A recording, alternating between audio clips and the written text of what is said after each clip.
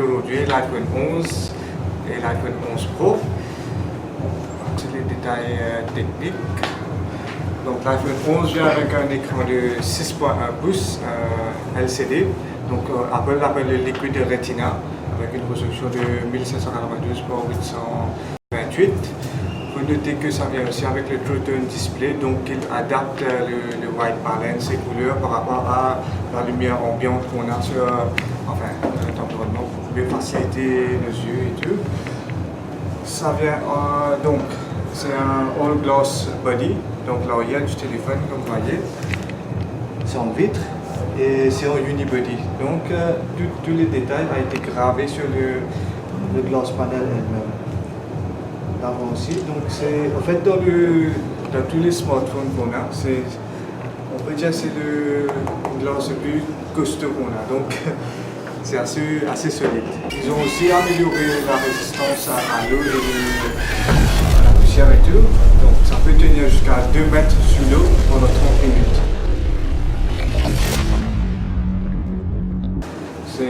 Ça vient en 6 coloris, le blanc, noir, rouge, mauve, vert et jaune. Le mauve et le jaune sont les nouveaux couleurs qui viennent d'être introduits par Apple. Voilà. Donc, parlons un peu avec du nouveau processeur. Donc, ça vient maintenant avec un puce A13 Bionic, comparativement à 12 Bionic sur l'iPhone XS et XR. Voilà. Donc, c'est maintenant 20% plus performant que son prédécesseur. Et il utilise aussi 30% moins de batterie, d'énergie. Le processeur graphique intégré avec a une performance pareille, 20% plus performant et 40% moins en termes de consommation d'énergie. Voilà. Et il intègre aussi le nouveau Neural Engine, qui est en fait un apprentissage automatique qui analyse des photos et tout, des vidéos en temps réel. Il peut processer jusqu'à 1 trillion d'opérations par seconde. Apple met beaucoup d'emphase sur la caméra. Comparativement à l'iPhone XR, l'iPhone 11 vient maintenant avec 2 caméras.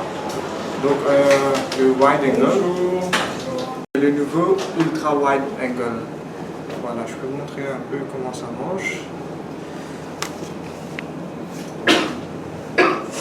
Comme vous voyez, quand on prend une photo, on a déjà un aperçu du ultra wide angle, comment ça marche. Quand on zoome, voilà. Donc pour prendre des photos sur tous les paysages, on a un plus grand aperçu, on a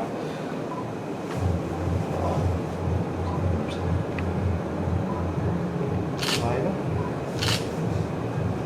Il donne aussi, donc il utilise 2 caméras pour nous offrir le portrait mode avec un bokeh effect. Et aussi, voilà, je peux vous montrer ça. Les photos monochrome.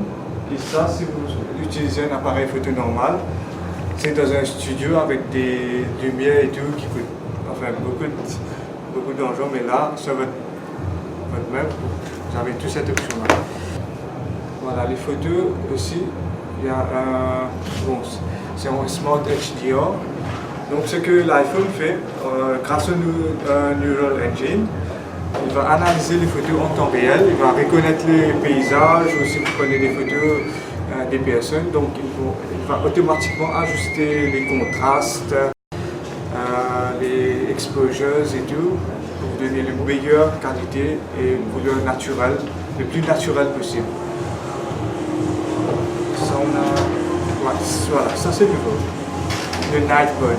Comme vous voyez là, cette photo-là, ça a été pris en jour. Ça c'est normal et ça avec le night mode. Et en fait, il faut noter qu'il n'a pas utilisé de flash, mais que c'est le software qui a processé l'image pour donner une meilleure luminosité. Et ça c'est bien noté, sans flash. Ça c'est ce que je viens de montrer, le nouveau mono effect en termes de batterie, qui est très important. Voilà, ça dure 1 heure de temps plus que l'iPhone XR, son prédécesseur.